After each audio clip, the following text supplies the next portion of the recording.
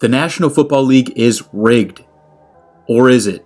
Today I'm talking us through some of the most rigged moments in NFL history, and we're going to figure out why the NFL hires some of Hollywood's best script writers to plan out what happens in their league. In my opinion, there are more instances of foul play in the NFL than any other sport. Let's go in chronological order, starting with a game that took place all the way back in 1969. The first game officially nicknamed the Super Bowl may be the most rigged game of all time and is the main reason for why we have one holistic National Football League. It's the third AFL versus NFL championship game and the first to ever hold the trademark of the Super Bowl. At this point, there are two prominent leagues in American football, the AFL and the NFL. The New York Jets from the AFL were facing off against the Baltimore Colts of the NFL. The Colts were heavy favorites with an elite offense led by the MVP quarterback Earl Morrall. However, the Jets ended up embarrassing the Colts 16-7 in one of the biggest upsets ever.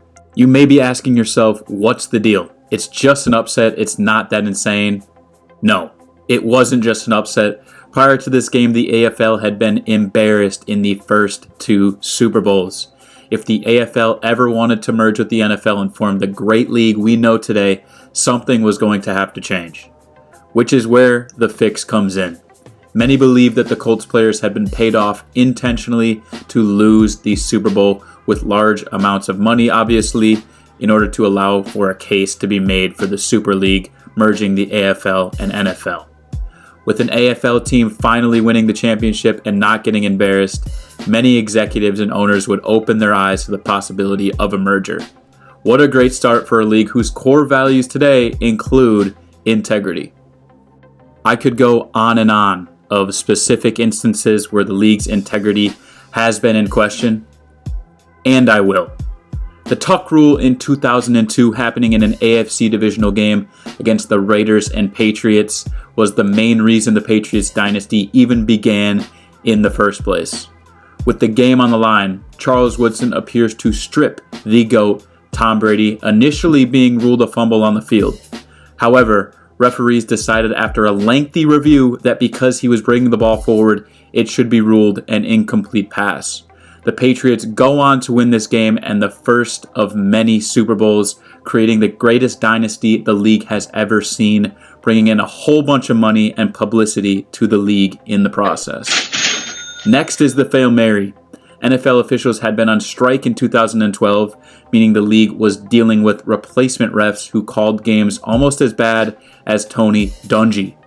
The crew in this Packers-Seahawks game, with the Hail Mary being thrown by Russell Wilson, put up two different signals to end the game, one indicating touchdown and one indicating a touchback. This clearly should have been a touchback, as Packers defensive back M.D. Jennings clearly had possession.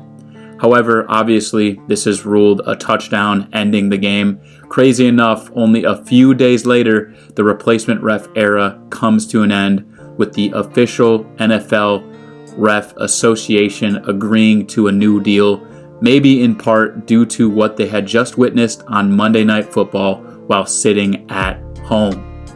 The 2013 Super Bowl is self-explanatory, really.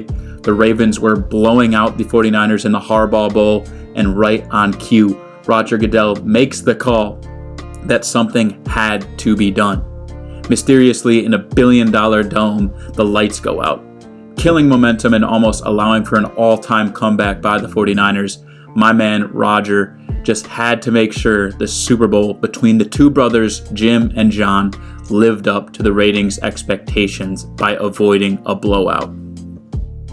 In 2014, the NFL really gave it their all in trying to hand Aaron Rodgers another Super Bowl.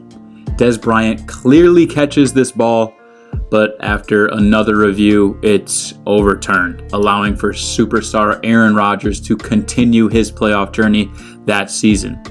This one is crazy because the NFL even came out 3 years later saying that Dez indeed did catch that ball. Moving along in 2018, we have the worst no call ever.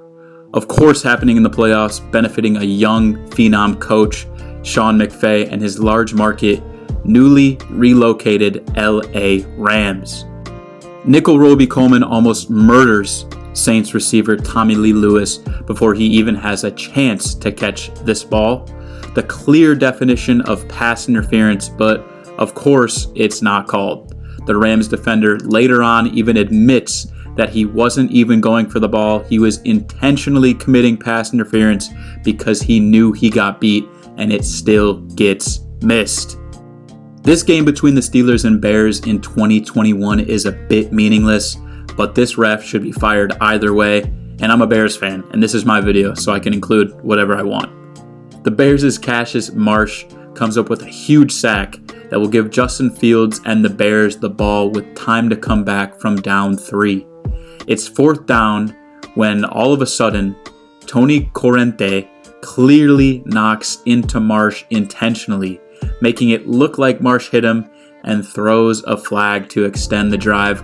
I mean, you can't tell me that this guy didn't have money on the Steelers on this Monday night.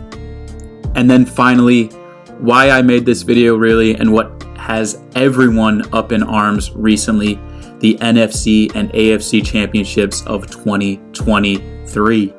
The NFC title game wasn't as bad, honestly. At least I hope the NFL doesn't intentionally write in their script for players to get hurt, but I wouldn't put it past them. Notable calls were the Eagles' first drive of the game with Devontae Smith clearly dropping this unreal catch, shifting the start of the game in which would have been a turnover on downs, and then a tied at 7 game is not tied anymore after the Eagles' next scoring drive is extended by penalty after penalty. But this isn't the main cause of the outrage. The game later on that night is. The Chiefs, throughout the finish of the game, kept getting call after call, starting with the refs granting the Chiefs 2 attempts at a 3rd and 9 conversion because of a clock error, which is something no one had ever seen before. But then Mahomes couldn't convert his 2nd attempt, so a flag is thrown for defensive pass interference on Eli Apple, obviously. And then they go after fan favorite Joe Shiesty even.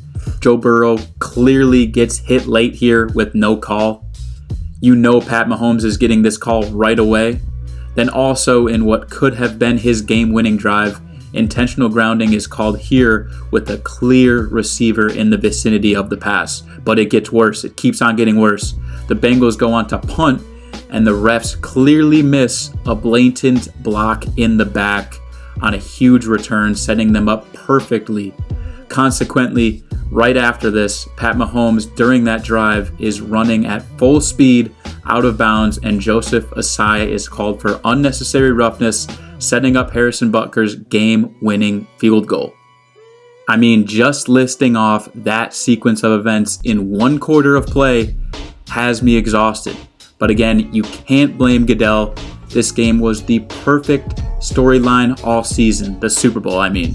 The Eagles, with their new coach and young team, have their best team ever and are set up to face their old coach of 13 seasons with his quarterback prodigy, who is one of the greatest of all time. Not to mention the other mini storylines, including another bowl between the first pair of brothers to play in a Super Bowl against each other, Jason and Travis Kelce, who just happen to have the world's #1 sports podcast, or even this Super Bowl being played at State Farm Arena, and I'll let you figure that one out for yourself.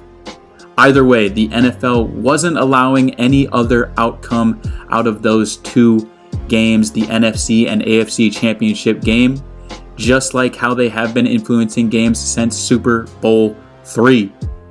Now that we've covered the details of how games have been rigged in the past, let's discuss why the NFL would rig its own games. I've hinted at this previously, and it's probably common sense to most, but the answer is money. The NFL brings in a majority of its revenue from its lucrative television, streaming, and marketing deals. As part of the deal, the NFL is expected to put forth the absolute best product on the field that it can. In a lot of these big games mentioned earlier, the NFL would find it more difficult to make more and more money off of these deals if viewers at home were unsatisfied with prime time blowouts. To combat this, Goodell makes a few phone calls and ensures that the league will always have something exciting to watch, which allows for the continuation of incredible money streams. And everyone knows as part of this league is going to cater its script to the NFL's top superstars. Brady and the Tuck Rule, Aaron Rodgers in the Dez Bryant game, Pat Mahomes in the 2023 AFC Championship. You could find so many instances of the top NFL players benefiting from awful calls. After all, these players bring in the most viewers and money, so why not keep them at the top, even if it means giving them a little extra boost once in a while? I'll note that this is in no way, shape, or form completely true. We are simply just uncovering what may be the truth piece by piece. However, I want all of you who watch this video to do one thing.